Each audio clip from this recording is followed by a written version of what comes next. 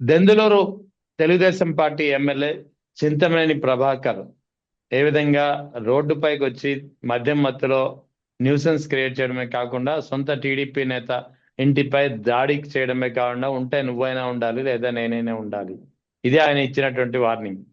So అధికార party MLA ఈ విధంగా రోడ్లపై మద్యం మత్తులో న్యూసెన్స్ క్రియేట్ చేయడం, అసలు రాష్ట్రంలో ఏం జరుగుతుందంటే ఏం చెప్తారు మీరు? రాష్ట్రంలో ఏం జరుగుతుందంటే, ముఖ్యంగా రాష్ట్రంలో దౌర్జన్యం, దుర్మార్గం, రౌడీల పాలన జరుగుతుంది. ఓకే. రెడ్ బుక్ పాలన కాదండి, రౌడీల పాలన. రెడ్ బుక్ మారిపోయి రౌడీల పాలన తయారైంది. రెడ్ బుక్ వచ్చేసి ఎందుకంటే ఇప్పుడు నిన్న మా సహచార న్యాయవాది ఆయన ఈటిరెడ్డి శ్రీనివాసరావు గారని మా సహచార న్యాయవాది, ప్లస్ టీడీపీ లీగల్ సెల్లో ఉపాధ్యక్షుడు కూడా. ఓకే.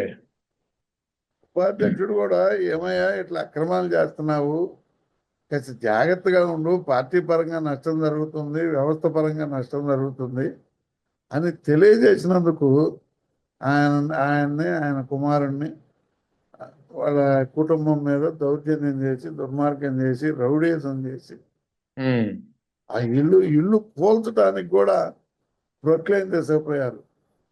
జేసీబీ కాదండి, ప్రొక్లైన్ 200 ప్రొక్లైన్. ఓకే.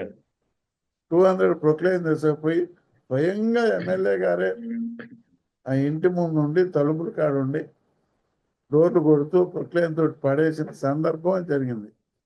అసలు చింతమనేని ప్రభాకర్ అనే అతను, మరి ప్రజలు ఎట్లా ఓట్లాడుతున్నారో తెలియదు కానీ, అతను రౌడీ కన్నా ఇంకా అంతకన్నా పెద్ద పదం ఏదన్నా ఉంటే అది మాట్లాడచ్చు నన్ను అడిగితే. అంటే ఇప్పుడు మనం ఏదో పూర్వం చూసాం చూడండి, మాఫియా కింగులు, డాన్లు, ఆ రకమైనటువంటి పదాలు అతనికి అవి కూడా తక్కువ అవుతాయేమో. ఇతనికి ఇక్కడ కాకుండా ముంబైలోనో కలకట్టాలోనో ఉంటే బెటర్ ఏమో. ఇతను ఇంకా ఎక్కువ మాఫియా సామ్రాజ్యాన్ని, డాన్ అనే చెప్పే భాష దాన్ని ఇక్కడేదో చిల్లర ఆకురోడు ఇలాగ తిరగటం కన్నా ఆడికి పోవటం బెస్ట్ ఏమో. ఇతను అక్కడికి పంపిస్తే బెటర్. చంద్రబాబు నాయుడు గారు మహారాష్ట్ర సీఎం తోటి మాట్లాడి బొంబాయి పంపించి, మీ వాళ్ళ అక్కడ మాఫియా సామ్రాజ్యం కన్నా మా Chintamaneni Prabhakar number 1 candidate, don భాషిజం డాన్ వ్యవస్థ నడుపుతాడు అని ఆడికి రికమెండ్ చేస్తే హాయిగా ఉంటుంది చంద్రబాబు నాయుడు గారు. ఏందండి, ఒక న్యాయవాది, సీనియర్ న్యాయవాది ఇంటి మీద ఎగబడి రౌడీయుద్ధం చేయడం, అనుచరులు పెట్టి అల్లరి చేపించడం, కొడుకుని తండ్రిని తీసుకుపోయి పోలీస్ స్టేషన్లో పెట్టించి ఇంటి మీద దౌర్జన్యం చేయడం, ఇంతకన్నా దుర్మార్గం ఏముంటుందండి? పైగా పోలీసు వ్యవస్థ మొత్తం ఎదురుగానే ఉంది. పోలీసుల సహాయంతో ఎదురు పెట్టుకొని చేస్తున్నాడు. అసలు టీడీపీ గవర్నమెంట్ లో పోలీసు వ్యవస్థ నడుస్తుందనేది అనుకోవటం చాలా హాస్యాస్పదం అండి.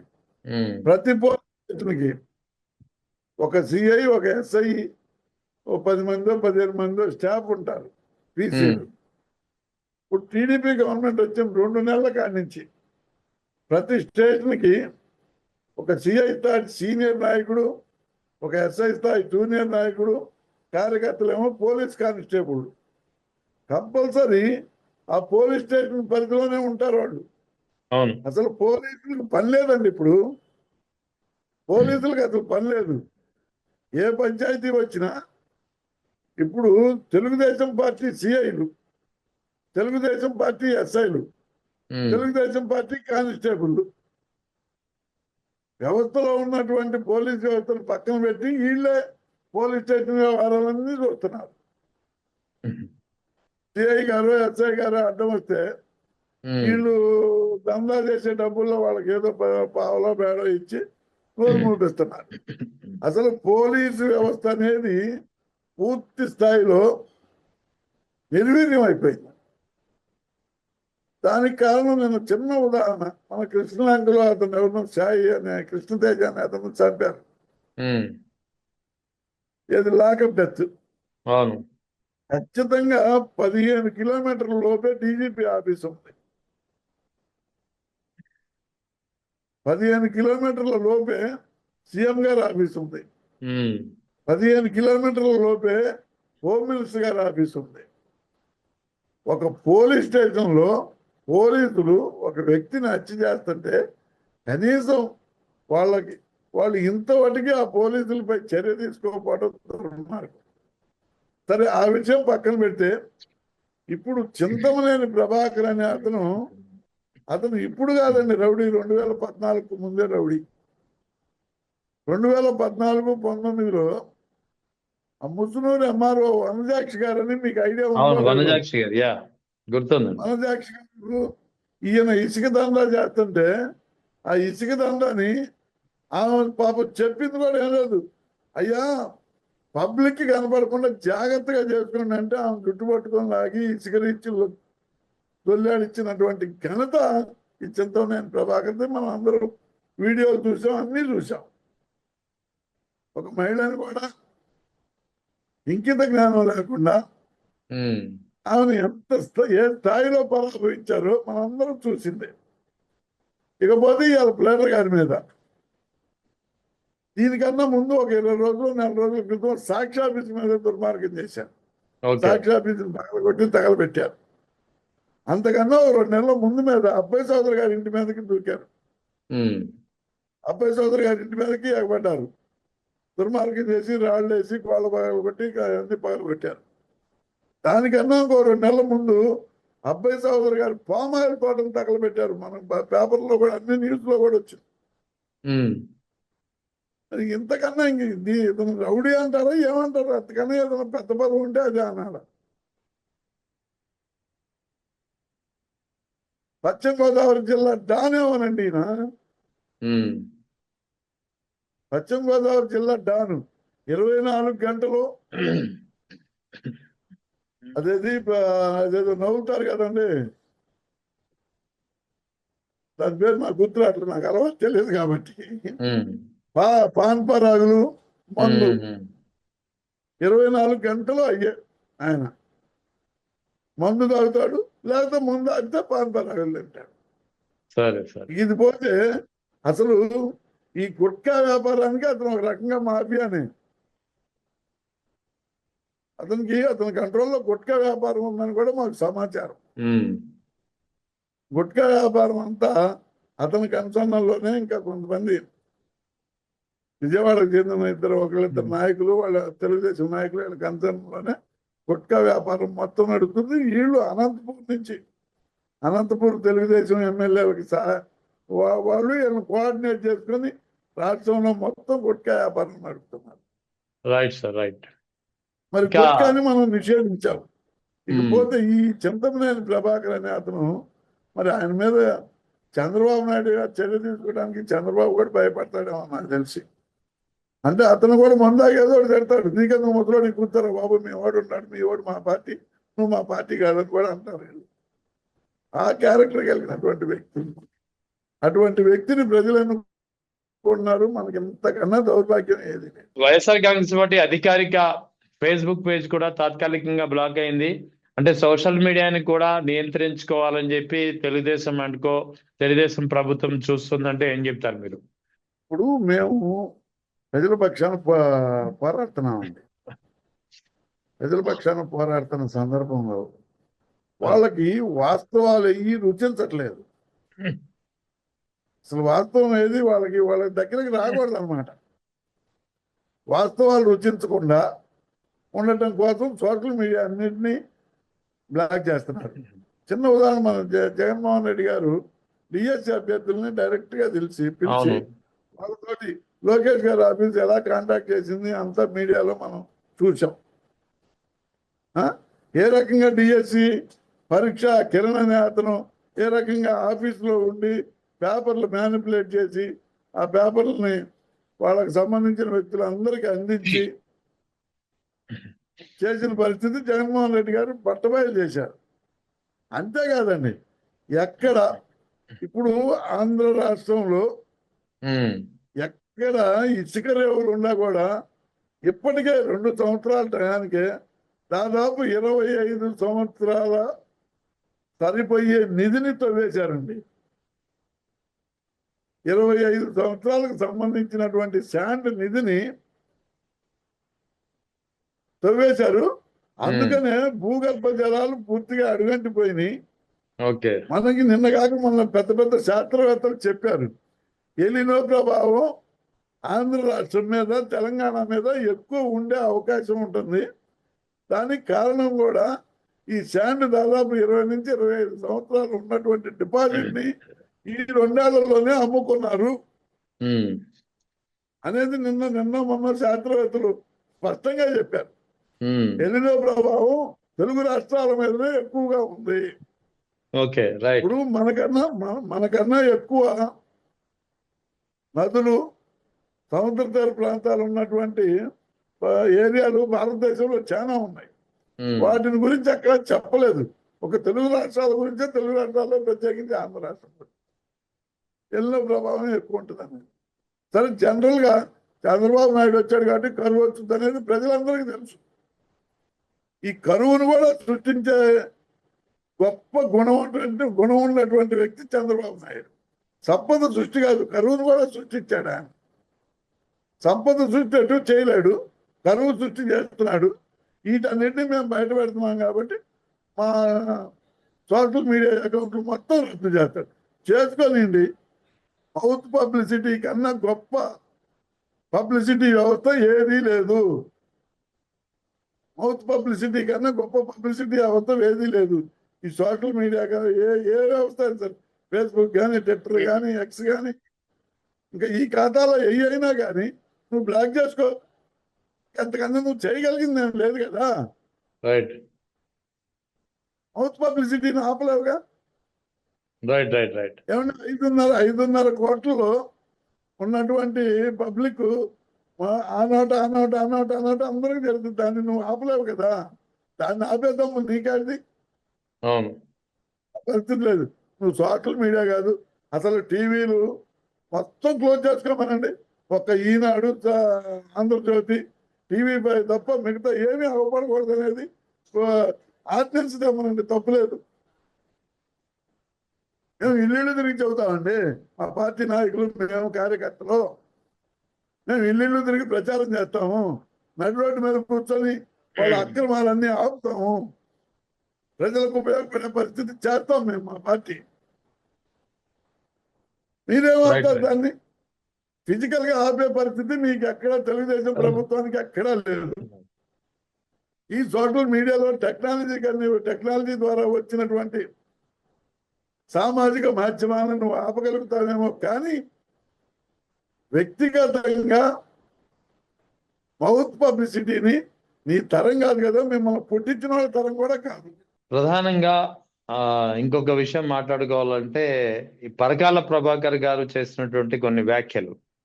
పరకాల ప్రభాకర్ గారు గతంలో కూడా, అంటే ఆంధ్రప్రదేశ్ 2024 ఎన్నికల్లో కూడా ఒక మెసేజ్ జరిగింది. ఆ మెసేజ్ వెనుక ఈవీఎం గోల్మాల్, ఈవీఎం హ్యాకింగ్ ఉందనేది ఆయన అభిప్రాయం. అది కూడా ఆయన ఎలక్షన్ కమిషన్ కు వేసినటువంటి కొన్ని ప్రశ్నలు, ముఖ్యంగా అర్ధరాత్రి 2 గంటల 15 నిమిషాల వ్యవధిలో నిమిషానికి నలుగురు ఎలా ఓట్లు వేశారు అనే ప్రశ్నకు ఇప్పటి వరకు ఎలక్షన్ కమిషన్ నుంచి సమాధానం లేకపోవడం ఈ అనుమానాలు, ఈ సందేహాలని బలోపేతం చేస్తుంది. ఇప్పటికీ ఎలక్షన్ కమిషన్ నుంచి ఆయన అడిగినటువంటి ప్రశ్నలకు సమాధానం లేదు. ఇప్పుడు కొత్తగా ఆయన ఎస్ఐఆర్ గురించి మాట్లాడుతున్నారు. ఎస్ఐఆర్ ప్రక్రియ ఏదైతే దేశంలో జరుగుతుందో, ఇప్పటి వరకు ఎస్ఐఆర్ ప్రక్రియ ద్వారా ఇప్పటికే వివిధ రాష్ట్రాల్లో ఎస్ఐఆర్ ప్రక్రియ ద్వారా 6.5 కోట్ల ఓట్లు తొలగించేశారు. 6.5 కోట్లు. ఈ ఎస్ఐఆర్ ప్రక్రియ దేశవ్యాప్తంగా పూర్తయిన తర్వాత ఆ సంఖ్య 16.5 కోట్లకు చేరుతుందనేది అంచనా. ఇది తొలగింపు ఓట్లు. అంటే ఇక పరకాల ప్రభాకర్ అడుగుతున్నది ఏంటంటే, ఎస్ఐఆర్ ప్రక్రియను కేవలం ఓట్ల తొలగింపు లేదా చనిపోయిన వారి ఓట్లను డిలీట్ చేసే ప్రక్రియగా చూస్తే అది ఒక అపోహ మాత్రమే. వాస్తవానికి ఎస్ఐఆర్ ద్వారా కొన్ని సామాజిక వర్గాలని రాజకీయ సమూహం నుంచి, ఓటింగ్ ప్రక్రియ నుంచి దూరం చేసే ప్రయత్నం జరుగుతోంది అని ఆయన అంటున్నారు. చాలా తీవ్రమైనటువంటి వ్యాఖ్యలు చేశారు. ఏమని చెప్తారు మీరు? వాస్తవం అండి. పరకాల ప్రభాకర్ గారు సంధించిన అస్త్రాలన్నీ 2024కు సంబంధించిన ఎన్నికలకు సంబంధించి రాష్ట్ర ఎన్నికల అధికారి కానివ్వండి, లేకపోతే సిఇఓ సెంట్రల్ ఎలక్షన్ ఆఫీసర్ కానివ్వండి, ఈ రోజు కూడా స్పందించడం మాట వాస్తవం. స్పందించకపోవడానికి కారణం అంటే వాళ్ళకి ఈ సమాధానం చెప్పలేనటువంటి సమస్య ఇది. ఒక్క నిమిషానికి 4 ఓట్లు, 5 ఓట్లు, 3 ఓట్లు వేసే పరిస్థితిని అసలు పోలింగ్ బూత్లో 5 గంటలకి నువ్వు క్లోజ్ చేసి కాంపౌండ్లో 200 మీటర్ల లోపు ఉన్న కాంపౌండ్లో ఎంతమంది ఉంటే వాళ్ళని అంతమందిని అలౌ చేయాలి. అట్లా కాకుండా 5 గంటల నుంచి రాత్రి 2 గంటల వాటికి దాదాపు 54 లక్షల ఓట్లు పోల్ చేశారు ఆంధ్ర రాష్ట్రంలో 2024లో. 54 లక్షల ఓట్లు ఏ రకంగా పోలైంది అయ్యా అనేది చూస్తే అదంతా ఈవీఎంలో మాయ. అంతా ఈవీఎం. మేము కూడా దేవుడి ఫోటోలు పక్కన ఈవీఎం కూడా పెట్టుకొని ఫోటోలు మాకు కూడా మాయేందో చెప్పమ్మని మేము కూడా వేడుకోవాల్సిందే. సరే, అయినా మేధావి కాబట్టి, తెలిసిన ఆయన కాబట్టి జరిగిన వాస్తవం ఆయన పూర్తిగా క్షుణ్ణంగా పరిశీలించి బయట పెట్టారు. ఈ రోజు కూడా ఏమి సమాధానం లేదు. ఇక అది పోయింది. సర్ప్రక్రియ ఒక రకంగా మంచి విధానం, దాన్ని నేను కాదంటలేదు. కాకపోతే ఇప్పుడు తెలుగుదేశం ప్రభుత్వం కానివ్వండి, లేకపోతే బీజేపీ ప్రభుత్వం కానివ్వండి, మీరు 16 కోట్లు అంటున్నారు. దాదాపు ఈ ప్రక్రియ అంతా అయిపోయేటప్పటికి 25 కోట్ల జనాభాని ఓట్లను తగ్గించే పరిస్థితి చేస్తాం. ఓకే, దానికి కారణం కూడా చెప్తాను. జమిలీ ఎలక్షన్స్ వస్తే ఈ 25 కోట్ల అంచనా వాళ్ళు అడ్వాంటేజ్ అవుతుంది బీజేపీ గవర్నమెంట్. ఈ 25 కోట్ల ప్రజలు ఈ ముస్లింసో లేకపోతే బడుగు బలహీన వర్గాలు, ఎస్సీలో వీళ్ళ ఓట్లన్నీ కాంగ్రెస్కో లేకపోతే స్థానికంగా రాష్ట్రాల్లో ఉన్నటువంటి ప్రాంతీయ పార్టీలకి అనుగుణంగా ఉండేటటువంటి ఓట్లు కాబట్టి వాళ్ళందరినీ ఒక అందమైన అబద్ధంతో 2002 voter list 2025 voter list Tally చేస్తే 2002లో నీ ఓట్ లేదు, 2025లో ఎట్లా ఎన్యూమరేట్ చేస్తాం అనేది క్లియర్గా నిన్న నేను చిలకలూరుపేటలో కూడా కమ్మారిపాలెం గ్రామంలో ఇది నేను స్వయంగా చూసి వచ్చాను. ఓకే, ఆ సెక్రటరీ ఆ బిఎల్ఓ వచ్చి 2002లో నీ ఓట్లేదంటే వాడి వయసు 22 ఏళ్ళు, 2002లో ఎట్టుంటుందండి చెప్పమనండి. 2002 ఇప్పటికి ఎన్ని సంవత్సరాలు? 25వ సంవత్సరం ఎంటర్ అయింది, 24 అయిపోయినాయి. 24 సంవత్సరాలు జరిగిన తర్వాత 2002 నుంచి 18 ఏళ్ళు దాటినోడు ఓట్లు ఎట్లా ఉంటాయి అది చెప్పమనండి. అవును కదా. అంటే అక్కడ లేదు కాబట్టి, ఇక్కడ ఉంది కాబట్టి, ఇది అది దాంట్లో లేదు కాబట్టి తీసేస్తా ఉన్నారు. మేము అప్పుడు ఆ కార్యదర్శికి వాళ్ళకి వివరంగా చెప్పాము, ఒరే బాబు 2002 పుట్టలేదు, తర్వాత పుట్టాడు, ఇది పరిస్థితి. కొత్తగా న్యూ ఎన్యూమరేషన్ వాటిల్లో వీళ్ళకి అవకాశాలు కల్పించాలని గట్టిగా వార్నింగ్ ఇచ్చి చెప్తాం. అతను కొంతవరకు సబ్సైడ్ అయ్యాడు. తర్వాత వాడు మరి టీడీపీ వాళ్ళు ఏం చెబుతారో తెలియదు. కానీ టీడీపీ వాళ్ళు ఒక వెబ్సైట్ పెట్టారండి. ప్రతి నియోజకవర్గానికి మా చట్టం ఆంధ్ర రాష్ట్రంలో ప్రతి నియోజకవర్గానికి కొంతమంది కార్యకర్తల్ని, ఐటీడీపీ కార్యకర్తలను వాళ్ళని క్రౌడ్ చేసుకొని వాళ్ళ యాప్లు, సపరేట్ యాప్లు ఓపెన్ చేసుకున్నారు. చిట్టా విజయభాస్కర్ రెడ్డి వైసీపీ కొట్టేస్తాడు కాబట్టి ఈయన ఓటు తీసేయాలి. తీసేయాలంటే రేపుల్లో ఉందో లేదా హైదరాబాద్లో ఉందో ఇంకో ఊళ్ళో ఉందో వెరిఫై చేయటం ఆడ ఉంది కాబట్టి లేదు కాబట్టి తీసేయాలా. ఆ రేటు ఆటోమేటిక్ గా క్లోజ్ అవుతుంది. ఆ రకంగా చూస్తున్నాను. ఇవాళ పోతున్న మాకు ఇప్పుడు నేను ప్రెసిడెంట్ ఉండేటటువంటి వార్డులో 23 వార్డులో బిఎల్ఓ వచ్చి వెరిఫికేషన్ చేస్తుంది. వెరిఫికేషన్ చేస్తుంటే నన్ను పిలిచారు. అక్కడ లోకల్ గా ఉన్నటువంటి పీపుల్ పిలిస్తే పోయి వచ్చాను. వెంకటపతి నగర్కి ఇక్కడ జస్ట్ అంత ఒక 1/2 కిలోమీటర్ ఉంటుందండి. పోయి ఆ బిఎల్ఓ కాడికి పోయి ఏందమ్మా పరిస్థితి ఏందమ్మా అంటే, ఇదిగోనే 2002లో ఓట్లు లేదు, వాళ్ళకి ఇది ఎట్లా పరిస్థితి అంటే నేను వివరం చెప్పాను. ఇలా డేట్ ఆఫ్ బర్త్ సర్టిఫికేట్ నీకు కావాలంటే 10th క్లాస్ సర్టిఫికేట్ చూపిస్తారమ్మా, చూసుకొని దాన్ని పెట్టి అమ్మని ఏమంటే ఆ అమ్మాయి ఎన్యూమరేషన్ ఫారం ఇచ్చింది, పూర్తి చేసింది. పూర్తి చేసి మా చేతుల మీద ఆ అమ్మాయికి ఇచ్చాను. తమరు ఫోటో కూడా పంపించాను మన ఆఫీస్కి. ఫోటో కూడా పంపించింది. వాళ్ళు మనసులో వేరే ఆలోచనతోటి వాళ్ళ యాప్ లో లేదు కాబట్టి తీసేయండి అని టీడీపీ వాళ్ళు కూడా ఉన్నారు అక్కడ.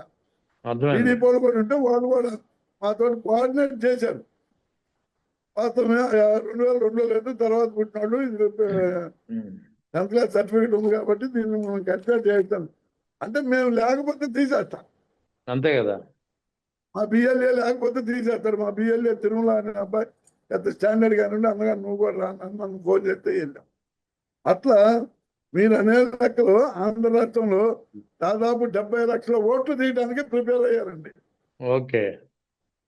70 లక్షల ఓట్లు తీయడానికి. అసలు వాస్తవంగా ఈ రోజు ఎన్యూమరేషన్ అనేది పక్కాగా నిజాయితీగా జరిగితే ఒక్కొక్క నియోజకవర్గానికి 10 నుంచి 15 వేల టీడీపీ ఓట్లు దొంగ ఓట్లు పోతాయి. 100%. రైట్. ఆంధ్ర రాష్ట్రంలో సర్ ప్రక్రియ ప్రతిపక్ష పార్టీకి ఉపయోగపడుతున్న భయం టీడీపీలో ఉంది.